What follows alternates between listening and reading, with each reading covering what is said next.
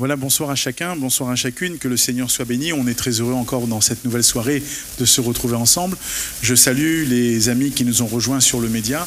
Que Dieu vous bénisse, vous qui êtes à l'écoute, où que vous soyez, sur quelques continents, que Dieu vous fasse encore goûter à toute sa grâce au travers de ces moments que nous partageons déjà avec les cantiques que nous avons interprétés et maintenant avec la parole. Nous poursuivons notre étude, notre partage sur ce thème Jonas, le missionnaire malgré lui.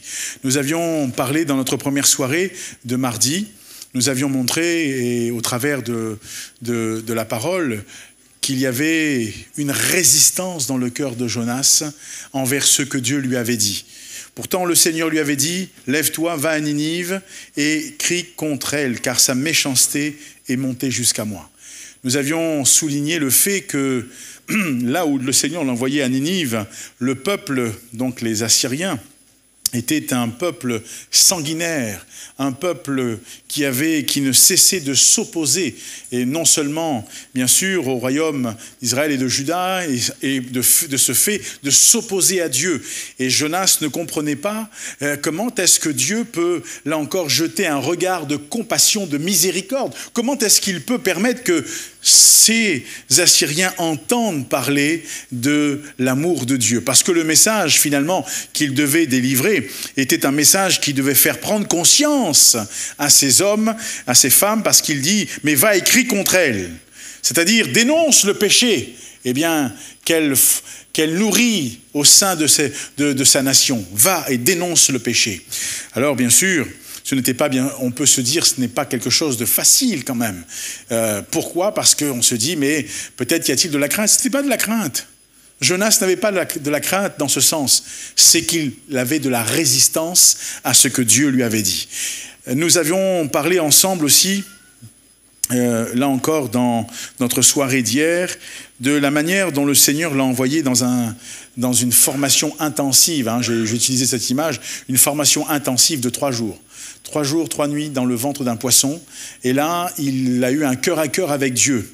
Et dans ce cœur à cœur avec Dieu, cet homme Jonas va apprendre, entre guillemets, à ses dépens, il va apprendre combien il est important pour lui de se repentir, combien il est important pour lui de revenir quelque part au cœur de la volonté de Dieu pour sa vie.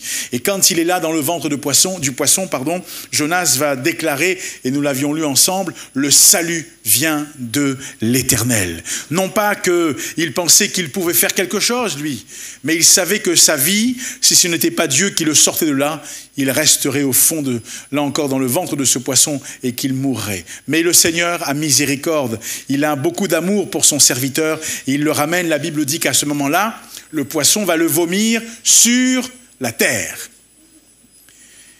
Et on avait dit, qu'est-ce qui va se passer? Alors c'est ce soir. On va continuer ensemble, d'accord? Alors au chapitre 3 du livre de Jonas, je lis ceci. La parole de l'Éternel fut adressée à Jonas une seconde fois, en ces mots. Lève-toi, va à Ninive, la grande ville, et proclame-y la publication que je t'ordonne. Et Jonas se leva et alla à Ninive selon la parole de l'Éternel. Or, Ninive était une très grande ville de 3 jours de marche. Jonas fit d'abord dans la ville 1 journée de marche. Il criait et disait « Encore 40 jours !» et Ninive est détruite.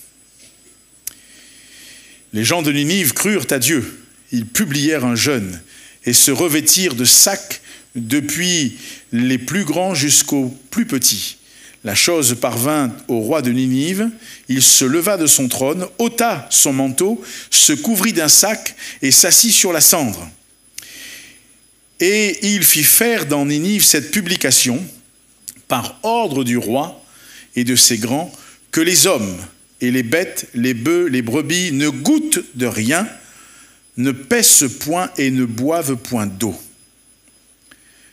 Que les hommes et les bêtes soient couverts de sacs, qu'ils crient à Dieu avec force et qu'ils reviennent tous de leur mauvaise voie et des actes de violence dont leurs mains sont coupables. Qui sait si Dieu ne reviendra pas et ne se repentira pas, et s'il ne renoncera pas à son ardente colère, en sorte que nous ne périssions point. Dieu vit qu'ils agissaient ainsi, et qu'ils revenaient de leur mauvaise voie. Alors Dieu se repentit du mal qu'il avait résolu de leur faire, et il ne le fit pas. Amen. Alors, mes frères et sœurs, dans ce passage, on découvre maintenant un homme, Jonas, qui va finalement se mettre en route pour aller accomplir la mission que Dieu lui a donnée. On est bien d'accord. On voit que là, quand le poisson le vomit, eh bien, sur la terre, que fait Jonas? La parole de l'Éternel fut adressée à Jonas une seconde fois en ces mots. Donc il y a quelque part ici quelque chose d'intéressant. Dieu n'a pas mis son serviteur de côté, comme nous l'avions dit. Ce n'est pas parce qu'il avait eu de la résistance dans son cœur, ce n'est pas parce qu'il avait voulu fuir ce que Dieu lui avait dit, que Dieu dit « je ne peux plus t'utiliser ». Le Seigneur lui donne une nouvelle possibilité. Le Dieu qu'il sert, notre Dieu, donne à Jonas une nouvelle possibilité d'accomplir sa volonté. Alors, la Bible dit, très simplement, et vous verrez que c'est un peu un écho de ce qui se passe quand le livre de Jonas s'ouvre. La parole de l'Éternel fut adressée à Jonas, fils d'Amittai, en ces mots. Et là, ici, la parole de l'Éternel fut adressée à Jonas une seconde fois en ces mots. Donc, il y a comme un nouveau départ. Il y a comme un nouveau départ qui est proposé à Jonas. Et dans ce nouveau départ, ou ce second départ qu'il prend maintenant, eh bien, Jonas va devoir se mettre en route pour, quelque part, aller accomplir la mission de Dieu. Et j'oserais dire que les Ninivites ont une deuxième possibilité, parce que là, si on était resté sur la première, c'était fini. Ils n'auraient rien entendu. Parce qu'il a fui. Parce qu'il est parti. Mais Dieu, quand il a décidé quelque chose, quand Dieu a un plan, Dieu amène toujours son plan à se réaliser. Et le Seigneur permet que maintenant, il dit à Jonas, pour une deuxième fois, lève-toi, eh bien tu vas aller, on va le lire ensemble au verset 2, il dit, lève-toi, va à Ninive, la grande ville, et proclame-y la publication que je t'ordonne. Lève-toi, va à Ninive, la grande ville, et proclame-y la publication que je t'ordonne. Dieu dit à Jonas, comme il l'avait dit au début, lève-toi, mets-toi en marche. Vas-y, il faut que tu agisses maintenant, mets-toi en marche et va dans cette ville de Ninive pour proclamer le message que je vais te donner. Alors que, ici, quand la parole de Dieu dit « la grande ville », on pourrait penser qu'elle est grande parce qu'elle est vaste. Vous savez, c'est quand vous allez, si vous allez à Paris, traverser Paris à pied, ben écoutez, ça vous demande quelques heures quand même, hein. C'est pas... Alors, est-ce que c'est de cela dont la parole parle? Est-ce que, quand ici je lis « Lève-toi, va à Ninive, la grande ville, et proclame-y la publication que je t'ordonne », est-ce de cela que la Bible parle ici? Est-ce parce que, comme je l'ai dit, la ville est grande? Parce que la ville est excellente? Est-ce que parce que c'est la ville, eh bien, entre guillemets, qui est de renom, etc. On avait dit qu'elle était considérée comme une ville phare de l'époque, la ville, avec un grand, je veux dire, un article définit la ville. Vous voyez? Non, ce n'est pas ça dont la Bible parle ici. On pourrait se dire pourquoi, eh bien, Ninive était-elle aussi considérée? Eh bien, voyez-vous, dans ce passage, et particulièrement, eh bien, en raison de la construction de la phrase en hébreu, il n'est pas question de la ville parce qu'elle est grande en termes de mètres ou de kilomètres. Mais il est question de la grande ville parce que cette ville a une grande importance aux yeux de Dieu. C'est dans ce sens qu'il faut comprendre, eh bien, elle est grande pour Dieu. Dieu voit un potentiel, pas parce qu'il y a des millions d'habitants, mais parce qu'il y a là des hommes et des femmes qui sont tellement enfoncés dans le péché, qui sont tellement noyés dans ce marasme, qui ont besoin de sa grâce. C'est la raison pour laquelle Dieu dit à Jonas ici, lève-toi, va à Ninive, la grande ville, cette ville que je considère comme étant grande à mes yeux. Alors ce n'est pas par rapport au kilomètre, comme je l'ai dit, ce n'est pas par rapport à la distance, mais elle est grande pour Dieu, et Dieu veut prendre soin de cette ville. Dieu veut bénir cette ville. Il y a parfois des forteresses, il y a parfois des villes où on se dit ce n'est pas possible. Il y a parfois des endroits où on se dit non, ce n'est pas possible. C'est compliqué, c'est dur. Parce qu'il y a là ça et ça et ça. C'est exactement ce qui se passe à Ninive. Mais Dieu dit à son serviteur Jonas, c'est une ville qui a beaucoup d'importance à mes yeux. Il y a là des hommes et des femmes qui ont besoin d'entendre ce message que je t'ordonne de proclamer. Alors bien sûr, mes frères et sœurs, la description de l'ordre de mission que Dieu donne ici à son serviteur est très claire. Il ne lui dit pas d'aller, entre guillemets, dire ce qu'il pense. Il lui dit, proclame-y ce que je t'ordonne. Tu vas proclamer ce que je t'ordonne. Tu n'es qu'un instrument entre mes mains. Tu n'es qu'un canal entre mes mains. Alors, bien sûr, c'est très, très clair, très simple. Il doit transmettre le message de Dieu. Son rôle n'est pas de critiquer le message de Dieu. Son rôle, n'est pas de modifier le message de Dieu pour le rendre peut-être beaucoup plus cinglant, beaucoup plus tranchant, beaucoup plus dur. Non, son rôle n'est pas de faire ces choses-là. Son rôle est de proclamer la parole. Ou son rôle n'est pas de rendre ce message plus acceptable, vous comprenez? D'essayer, de tenter de modifier d'un côté ou de l'autre. Non, son rôle est de proclamer le message que Dieu lui donne. Et quelque part, en tant que prophète, parce que, disons-le, il est considéré comme, on parle des petits prophètes, c'est un prophète de l'Éternel. Son rôle était bien ciblé. Il fallait qu'il clarifie la volonté de Dieu et le but de Dieu pour cette nation. Très clair. Alors, bien sûr, la Bible continue. Et il est dit, et Jonas se leva et alla à Ninive. Ah, merci Seigneur. Il ne prend plus la fuite. Il n'essaie pas de s'échapper, il n'essaie pas de faire une tentative, là encore, de fuite. Là, non, maintenant il comprend, il a dit, ok, le salut appartient à l'Éternel, vient de l'Éternel. Et puis il a dit, mais moi je ne veux pas repousser la grâce qui m'appartient. Celle-ci, c'est pour moi. Donc, il en est conscient. Dieu lui parle. Le Seigneur lui dit maintenant, il lui a dit de se lever, c'est ce qu'il fait. Et la Bible dit au verset 3, « Et Jonas se leva et alla à Ninive selon la parole de l'Éternel. » Or, Ninive était une très grande ville de 3 jours de marche. Alors, bien sûr, les commentateurs bibliques disent ici qu'il était question peut-être d'un regroupement de plusieurs quartiers qui faisaient que, et c'est bien sûr, alors on veut bien comprendre qu'on est à un siècle particulier. Je vous ai dit, on était à peu près 750 années, ça a été écrit, le livre a été écrit 750 années avant la venue de Jésus. Alors bien sûr, aujourd'hui, 3 jours de marche, on le fait en quelques instants, on traverse la ville avec un véhicule. Vous comprenez que c'est pas les mêmes, on n'a pas les mêmes, entre guillemets, références. On n'a pas les mêmes, j'ai pas le mot qui me vient directement en français, on n'a pas... cette même pensée de dire, à l'époque on mettait 3 jours, aujourd'hui peut-être que, voilà, en quelques instants. Mais la parole de Dieu dit une chose importante ici, c'est que c'était une très grande ville de 3 jours de marche. Que fait Jonas? Jonas, la Bible dit, fit d'abord dans la ville 1 journée de marche. Et puis il va faire ce que Dieu lui dit.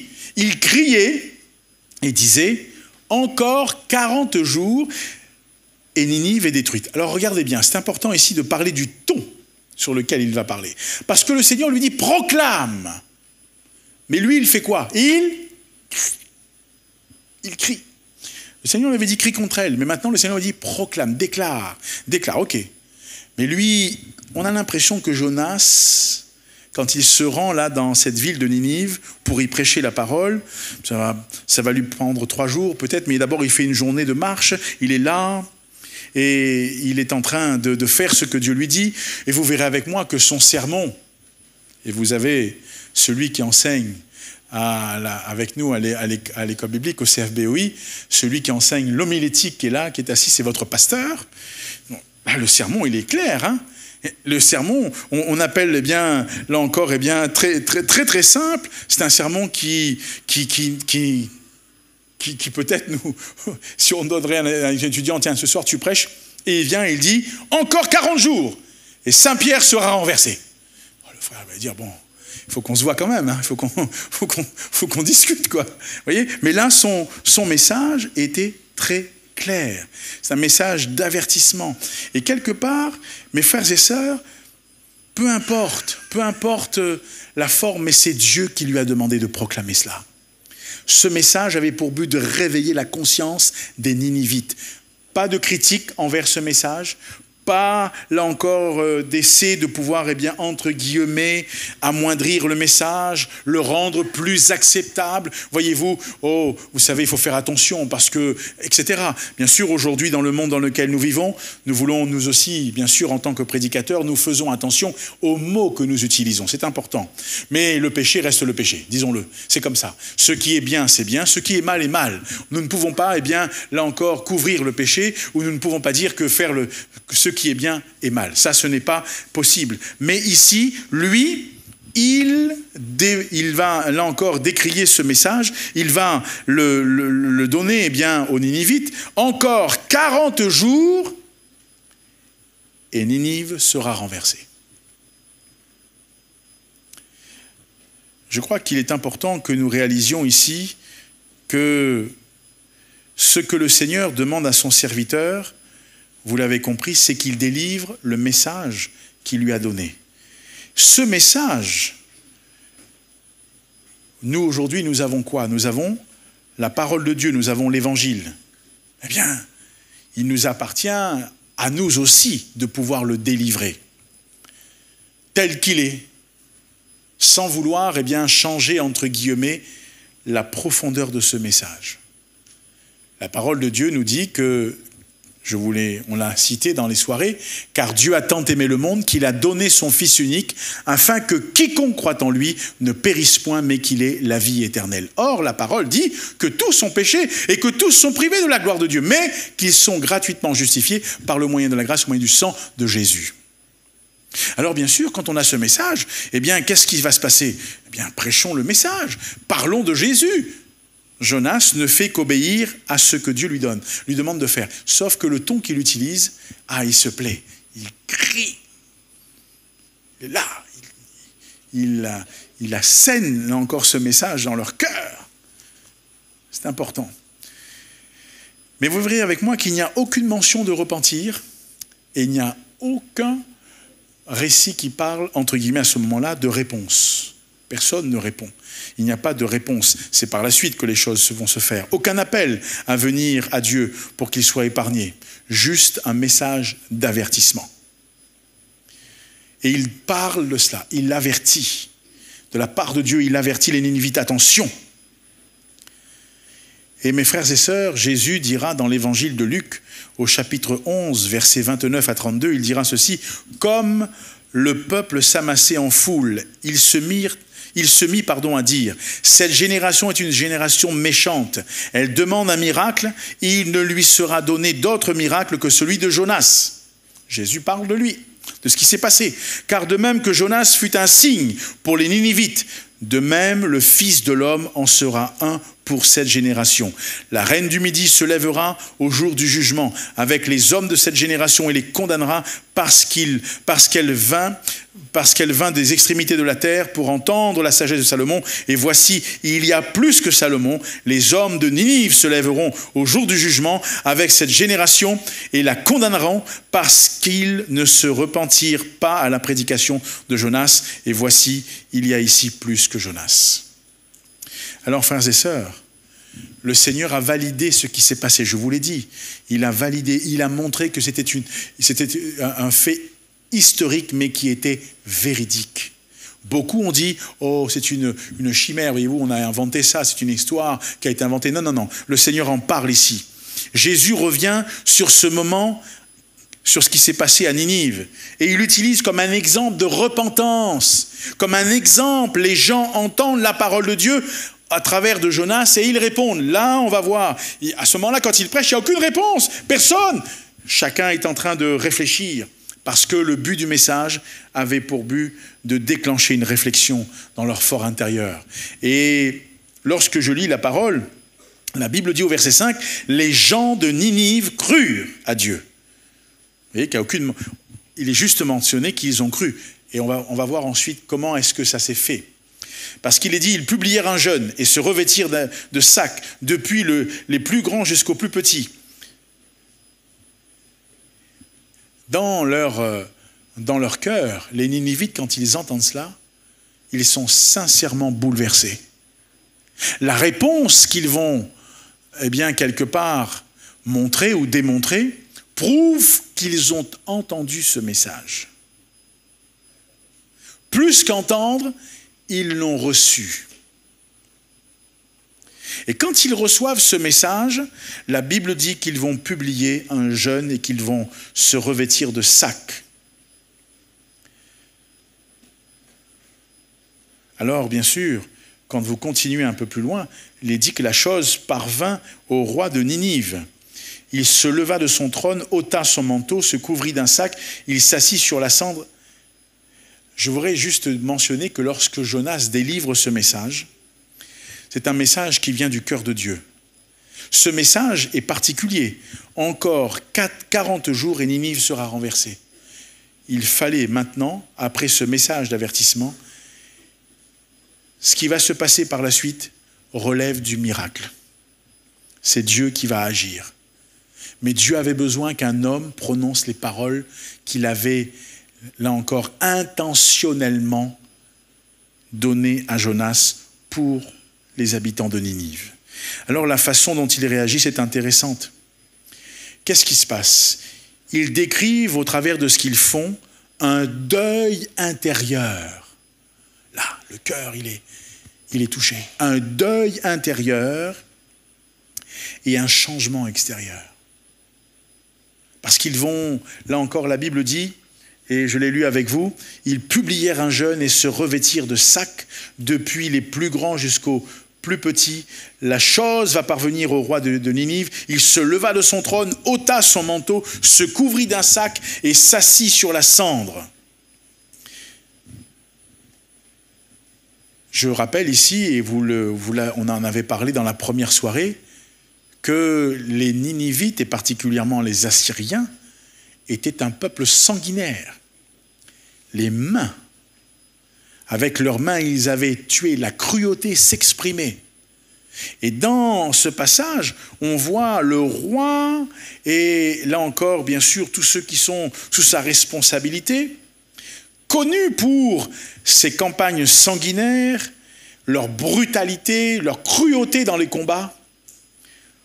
On voit ce roi faire ce qui n'avait pas été pensé ou envisageable. Il enlève le manteau. Ce manteau qu'il a, entre guillemets, cette autorité qu'il a, entre guillemets, en tant que roi. Et la Bible dit qu'il se couvre d'un sac, et il va s'asseoir sur la cendre. Ces images-là traduisent, je le redis encore une fois, un deuil intérieur. Ils sont en train de mourir intérieurement à ce qu'ils sont. Et on va observer quelque part un changement extérieur. Alors bien sûr, c'est un processus qui se met en place. Le roi descend de son trône, il s'humilie, il appelle tout Ninive à faire de même. Les gens, les animaux, il demande aux gens de se priver de nourriture, d'eau, tout comme les animaux. Tout le monde est jugé pareil, on s'arrête. Il y a un bouton qu'on appelle un bouton pause. Il appuie sur ce bouton pause parce qu'ils ont entendu un message et que ce message est en train de travailler leur cœur. Ce deuil intérieur parce qu'ils comprennent la cruauté, la méchanceté, le péché dans lequel ils sont. Et le message que Jonas vient de délivrer, encore 40 jours, et Ninive sera renversée. Alors dans leur cœur, le roi est touché, il est bouleversé. Le roi, là encore, est travaillé au plus profond de lui-même. Un peu comme lorsqu'un jour, vous et moi, nous avons entendu l'évangile. Combien d'entre nous, à l'écoute de l'évangile, quand cet homme, cette femme, ce jeune homme, cette jeune fille, ont osé nous parler de Jésus, Vous vous en souvenez? Réfléchissez. Quand on vous a parlé de Jésus, l'état dans lequel vous étiez, l'état dans lequel nous étions, et nous avons entendu ce message. Ce message est venu bouleverser nos cœurs.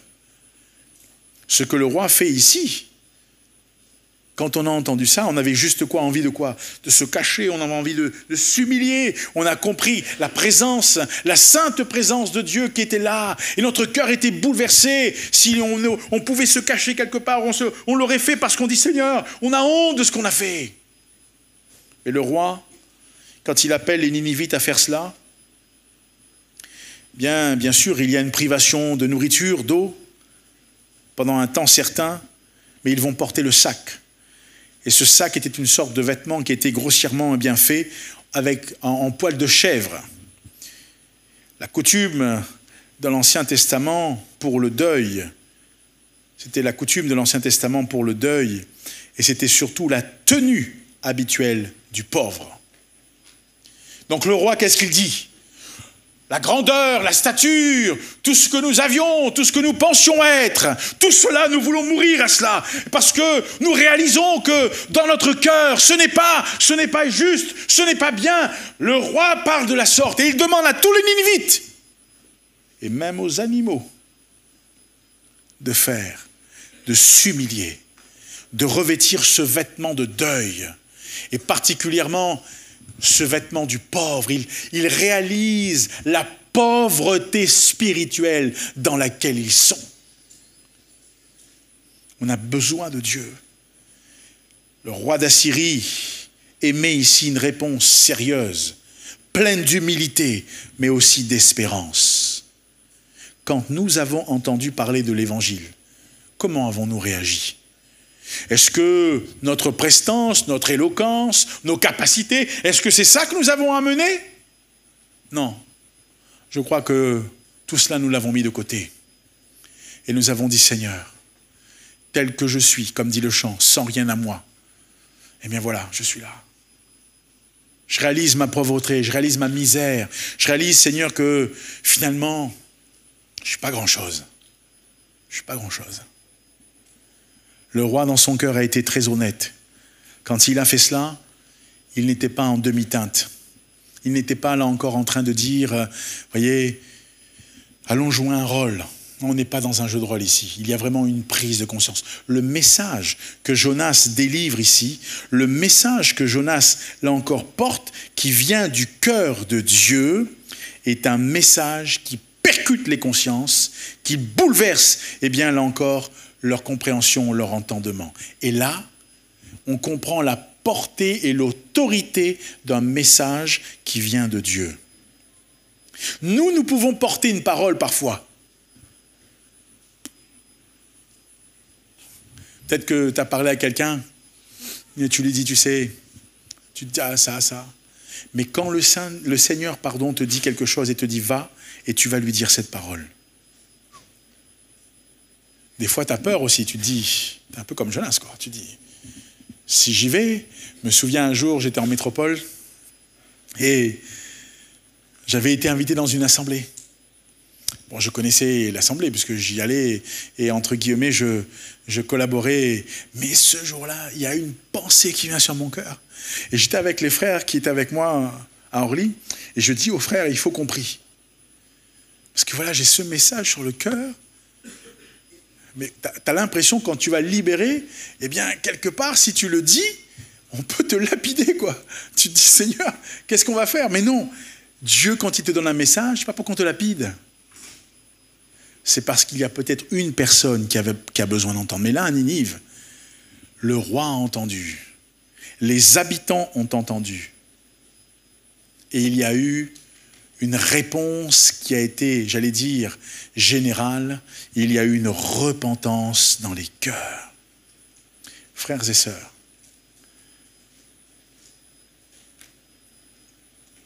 en s'opposant à la volonté de Dieu pour qu'il aille à Ninive déclarer le message de crier contre elle, Jonas aurait privé les Ninivites d'entendre le message que Dieu avait pour eux. Il a pris la fuite, le Seigneur le rattrape, le ramène.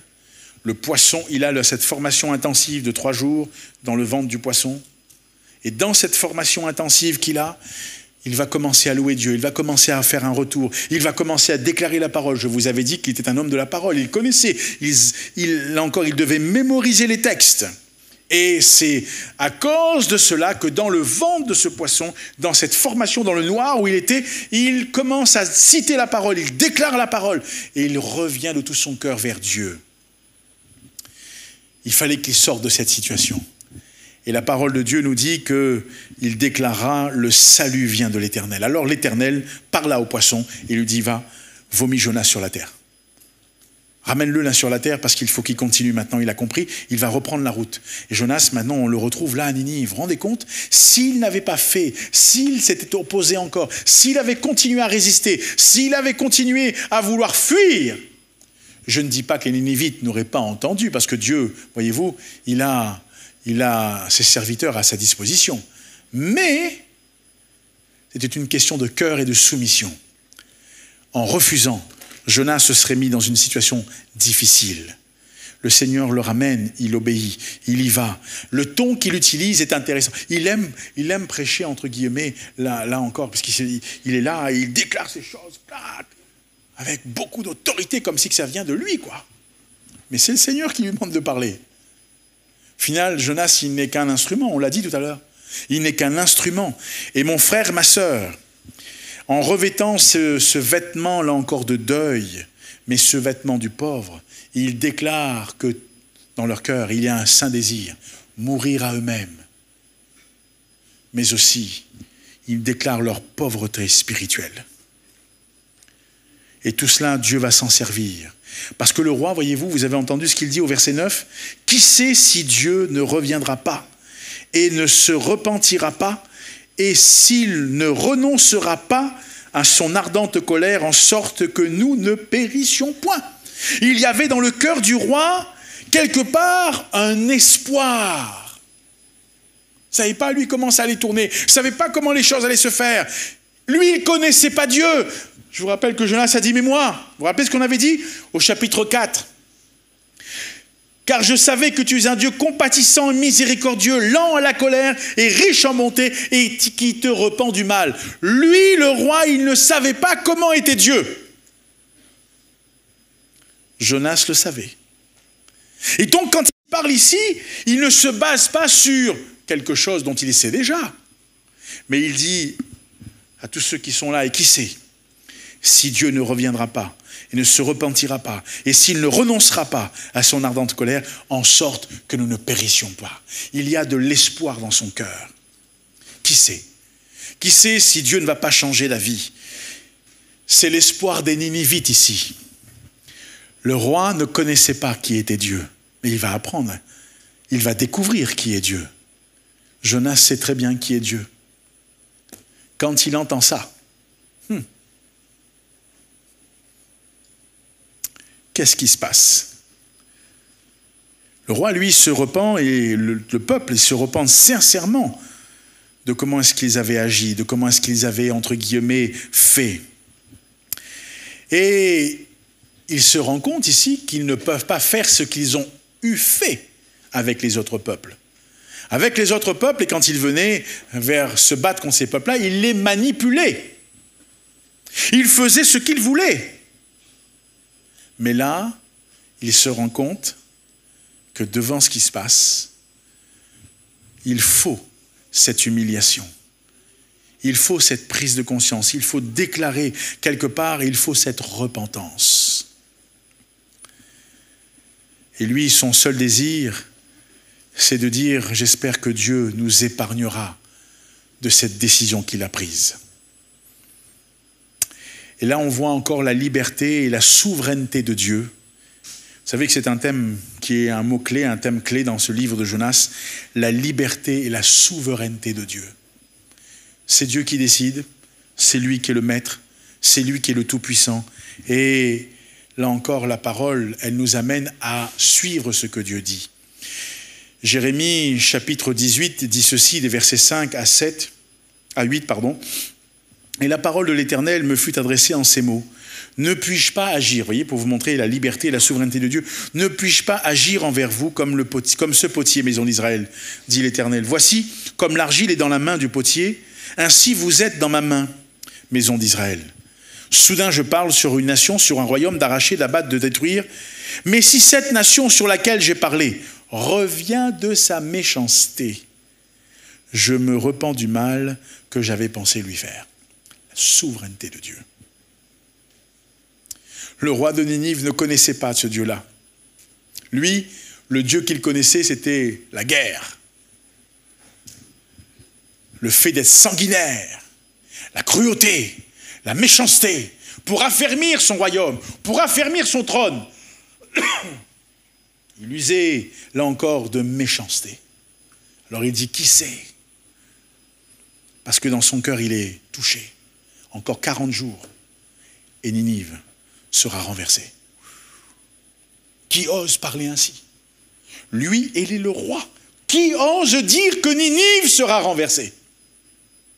Celui qui a prononcé ces paroles reste et demeure le Dieu Tout-Puissant. Et la Bible dit, Dieu vit, au verset 10, Dieu vit qu'ils agissaient ainsi et qu'ils revenaient de leur mauvaise voie. Alors Dieu se repentit du mal qu'il avait résolu de leur faire et il ne le fit pas. Voilà. Le verset 10, on entend la conclusion de ce chapitre 3. Dieu voit la réponse des Ninivites au travers de leur repentance et Dieu change d'avis sur leur sort. Alors, peut-être que nous pourrions,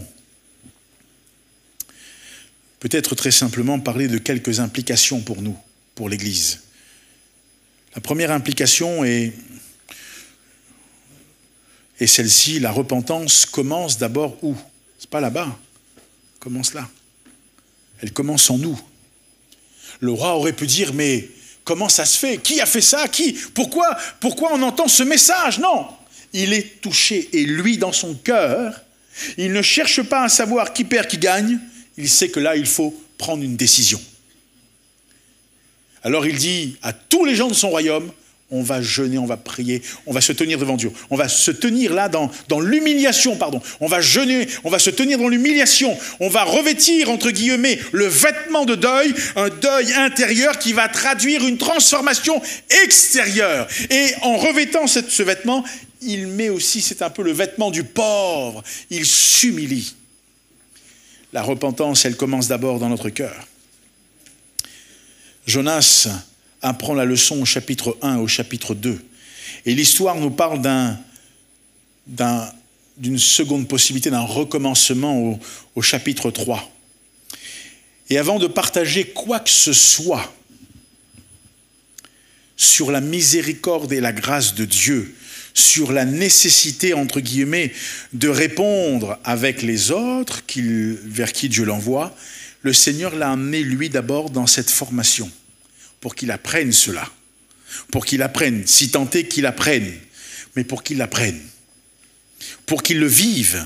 Comment veux-tu parler de la miséricorde de Dieu à quelqu'un si tu n'as pas expérimenté la miséricorde de Dieu? Tu vas rester dans l'abstrait. Et c'est compliqué de parler de choses abstraites. À moins que vous soyez un excellent théoricien, mais c'est compliqué de parler de choses abstraites. Quand tu as vécu quelque chose, tu l'as intégré profondément dans ton cœur, tu le vis, il y a une transformation qui ressort de ce que tu as reçu, et cette transformation te permet maintenant de pouvoir poser des mots et de pouvoir poser peut-être des images, une description sur ce que tu as vécu. Jonas, il a fallu qu'il passe par cette case. Tout prophète qu'il était, il a fallu qu'il apprenne. Et mes frères et sœurs, nous aussi, comme les Ninivites, nous devons également entendre la parole de Dieu qui nous appelle à nous repentir de l'injustice et du mal. C'est ce que nous avons fait, oui ou non? Ceux qui sont là, ceux qui nous écoutent, qui ont donné leur cœur à Jésus, qui ont confessé leurs péchés à Jésus, c'est ce qu'ils ont fait. Cependant, comme nous l'avions souligné, il y a peut-être parfois, là encore, des moments où nous péchons contre Dieu et où nous commettons l'injustice. Il faut se repentir. Il faut demander pardon. Il faut, là encore, permettre au Seigneur d'agir et d'intervenir dans nos cœurs et dans nos vies pour pouvoir aller plus loin. Une autre implication qui est importante à ce stade, c'est que la vraie foi et la repentance impliqueront une transformation. C'est vrai ou c'est pas vrai? Quand tu dis que quelqu'un s'est réellement repenti, c'est que tu vois quoi? Le fruit de la repentance. On n'est plus la même personne. Bien sûr, on a toujours le même visage, on a toujours peut-être les mêmes habits, mais ce qui a changé, c'est là où personne ne peut voir. C'est là. Quand je dis là, je vous montre l'organe humain, le cœur qu'on a, mais ce qui, à l'intérieur de nous, là encore, nous relie à notre Père et à notre Dieu, ce qui, là encore, dans notre cœur, nous relie à notre Dieu, c'est là où ça change. Et ce changement se traduit par quelque chose qui est visible, par, là encore, une transformation visible. Et voyez-vous, la contrition intérieure a toujours été au cœur, et la parole de Dieu en parle dans Ésaïe 58. Il est dit, « Voici le jeûne auquel je prends plaisir. Détache les chaînes de la méchanceté, dénoue les liens de la servitude, renvoie libres les opprimés, et que l'on rompe toute espèce de joug. Partage ton pain avec celui qui a faim. Et fais entrer dans ta maison les malheureux sans asile. Si tu vois un homme nu, couvre-le, et ne te détourne pas de ton semblable. » Vous voyez comment le Seigneur parle? Il dit, mais c'est ça le jeûne, le vrai jeûne auquel je prends vraiment, eh bien, que j'admets, que j'apprécie. Parce qu'il y a une transformation.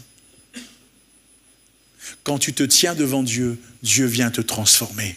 Quand tu confesses tes péchés, Dieu te transforme, il te change, il bouleverse ta vie, il te permet d'entrer dans une autre dimension, comme nous l'avions souligné. Le Seigneur t'amène dans une dimension qui, là encore, eh bien, est régie par lui, par son esprit, par sa volonté. Et là, tu deviens un serviteur, une servante qui sert le Seigneur. Et j'aimerais dire que les Ninivites illustrent à quoi ressemble la repentance quand on croit à Dieu, quand on croit Dieu et quand on revient eh bien, de tout notre cœur vers Dieu. C'est ce qui se passe. Nous aussi, nous avons vécu cela. Quelqu'un a osé nous parler. Quelqu'un peut-être avait eu peur de nous parler. Mais quelqu'un a osé de nous parler et nous avons entendu ce message. Nous l'avons reçu dans notre cœur et dans notre vie. Alors bien sûr, une autre implication qui est importante, c'est que nous sommes appelés à communiquer clairement l'amour de Dieu pour ceux qui sont autour de nous, pour nos familles inconverties, pour nos amis, mais aussi pour la ville dans laquelle nous sommes. Le Seigneur a besoin de nous. Vous savez que ce n'est pas toujours évident, mais il y a une chose importante, c'est que le livre de Jonas décrit clairement un Dieu qui apportera la justice là où c'est nécessaire. Ninive avait besoin de vivre la justice de Dieu. Ninive avait besoin de vivre, là encore, la présence de Dieu. Et c'est ce qui va se passer. Dieu qui juge correctement, avec bonté, avec vérité et amour, c'est aussi là un thème de ce livre. Quand tu regardes, chapitre 1, chapitre 2, chapitre 3, on peut se dire, mais comment, Seigneur? Si on en croit ce que l'histoire nous dit, et on le croit parce que c'est écrit, que cette ville était une ville sanguinaire, comment est-ce que Dieu permet? Dans le monde dans lequel nous vivons, il y a des villes qui, elles aussi, eh bien, ont connu la grâce de Dieu. Dieu, combien, j'ai un petit trou de mémoire ça ne me vient pas directement à la pensée, mais j'ai cette pensée. Ces missionnaires américains qui sont allés dans cette ville, dans ce pays, et ils ont survolé cette île. À un moment donné, ils regardaient, ils observaient. La tribu était connue pour être, là encore, eh bien, des cannibales. Alors, il y avait un peu de... Alors, ils envoyaient, bien sûr, ils ont envoyé un peu de nourriture, mais ce n'était pas ce qu'ils avaient besoin. Ils ont envoyé les traités. Puis, à un moment donné, ils sont venus, ils ont réussi à, entre guillemets, entrer. Ils se sont liés d'amitié. Et ils avaient, normalement, tous les jours, au moyen d'une radio, un lien avec leur pays. Et ils donnaient des nouvelles. Et puis, un jour, on n'a plus de nouvelles. Et lorsqu'on a envoyé des personnes dans cette île pour voir ce qui s'est passé, on a retrouvé, entre guillemets, les cadavres de ces serviteurs de Dieu. Ils ont été dévorés, mangés, mais il y a une chose importante, c'est que ce qui s'est passé là a une portée qui a été bien plus loin. C'est que ces hommes-là, en ayant commis ce qu'ils avaient commis, quelque part ont entendu par la suite le message, l'amour de Dieu. Et dans une conférence, je vous prie de m'excuser, ça ne me vient pas là à penser, mais pourtant j'ai ces informations. Dans une conférence aux États-Unis, il y avait là encore, toute une rangée de ces frères qui venaient de cette tribu. Tous des serviteurs de Dieu. Dieu a changé le mal en bien. Des hommes ont payé. Il a fallu que des hommes paient. Qu'a-t-on fait? Dieu a pris Jonas, il l'a jeté dans la mer. Il fallait qu'il aille là. Parce qu'il fallait que Ninive entende. Et mes frères et sœurs, que dire au-delà de tout cela? De l'œuvre que Jésus a accomplie. Il fallait que Jésus paie sur le bois infâme de la croix pour que chacun d'entre nous ici présents et ceux qui nous écoutent au travers du média, que nous puissions entendre Jean 3,16, car Dieu a tant aimé le monde, qu'il a donné son Fils unique, afin que quiconque croit en lui ne périsse point, mais qu'il ait la vie éternelle. Le salut des hommes réside dans le don d'une personne qui les a aimés, Jésus-Christ, le Fils de Dieu. Et mon frère, ma sœur, que le Seigneur nous aide, que Dieu nous encourage, que nous ne puissions pas baisser les bras. Le message de Jonas était un message laconique. Alors, le message laconique, c'est un message qui s'exprime en très peu de mots. Encore 40 jours et Ninive sera renversée. Si j'avais pu faire ce genre de message dans un cours d'homilétique, là, frère, il a 20 sur 20. Il a reçu le message de la part de Dieu. Vous savez que quand on parle d'homilétique, le frère l'enseigne, la science qui traite de la prédication, on n'est pas en train de donner aux étudiants le message qu'ils doivent prêcher. Attention, quand tu as reçu la pensée de la part de Dieu, l'homilétique te sert à organiser ta pensée pour que tu puisses l'énoncer, l'apporter clairement. Parce que l'on dit souvent que ce qui se conçoit clairement s'énonce clairement. C'est très clair. Donc, il n'y a pas plus que ça. Mais le message laconique qu'il délivre, c'est le message du Seigneur. Et quand tu as le message du Seigneur, et mon frère, ma sœur, je te rappelle une chose, toi et moi, nous avons la parole de Dieu. Et cette parole de Dieu contient le message. Ne tentons pas, n'essayons pas, là encore, de dire, je vais faire... Non, rappelle-toi, Matthieu 28, 20, 19, 20. Tu as reçu une mission, j'ai reçu une mission. Nous avons tous reçu cette mission de faire des disciples. Que Dieu nous aide. Alors, que le Seigneur nous encourage parce que, bien sûr, ce qui est important, c'est que nous puissions passer à l'action. Que nous puissions dire, Seigneur, comme Jonas, lèvons-nous. Et puis on va parler de Jésus. On va aller vers les autres. On va leur dire ce que Jésus veut que nous leur disions. Et Jonas n'avait pas le droit de dire autre chose. Délivre le message, proclame le message que je vais t'ordonner. Il y va. Alors vous avez lu avec moi, verset 10. Dieu vit qu'ils agissaient ainsi et qu'ils revenaient de leur mauvaise voie. Alors Dieu se repentit du mal qu'il avait résolu de leur faire et il ne le fit pas. La suite est intéressante.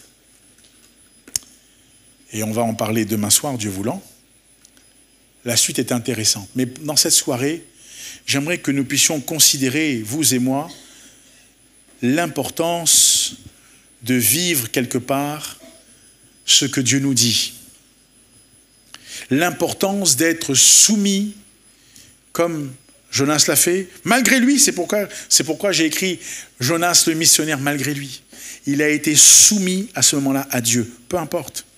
Il a utilisé un ton particulier parce que il se dit, mais vous là, dans ton cœur, peut-être qu'il dit, mais vous là, il faut que... Il pensait dans son cœur, il se dit, mais est-ce qu'ils vont répondre? Ils vont peut-être vouloir... Non.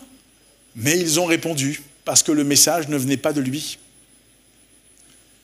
Le message venait du cœur de Dieu. Mon frère, ma sœur, le message que tu as ne vient pas de toi.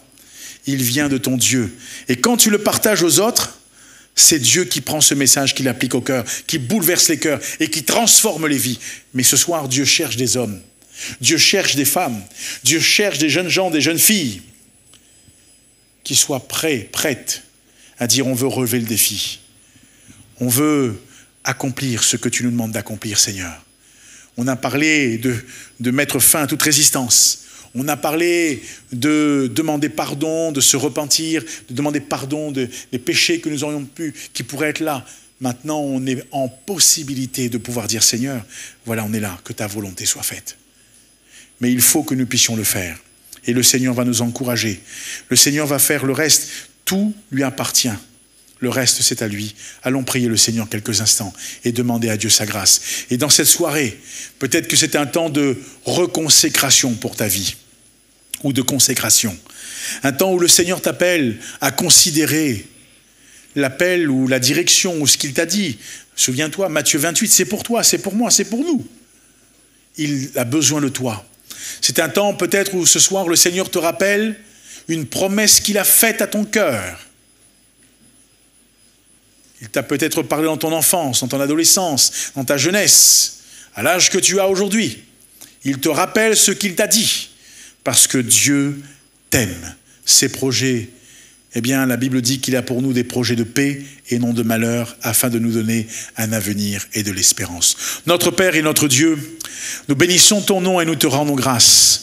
Nous te remercions, Seigneur, pour ta parole qui a pour but de nous encourager, qui a pour but d'éclairer à nos cœurs celle-ci.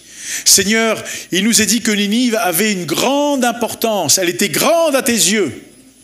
Pas parce qu'elle était vaste, pas parce qu'elle faisait tant de kilomètres carrés, mais parce qu'il y avait là une œuvre importante à accomplir. Et dans ton agenda, il était écrit qu'il fallait que cette ville entende parler de toi. Seigneur, merci parce que dans ta parole, tu nous laisses encore, tu nous donnes ce qui est nécessaire. Nous voulons, Seigneur, garder notre cœur. Et dans cette soirée, un peu comme Jonas, qui va obéir maintenant, qui va se lever, qui va aller, qui va proclamer, Seigneur, donne-nous à mettre notre vie entre tes mains encore et que tu puisses nous utiliser. Je prie pour que l'Église, le peuple de Dieu soit encouragé, mais que l'Église prenne sa responsabilité et que nous puissions nous impliquer au-delà de ce que nous pourrions penser, nous impliquer avant tout dans ton œuvre, très simplement dans une soumission de cœur à ton esprit pour accomplir ta volonté. Merci notre Père et notre Dieu. Alléluia.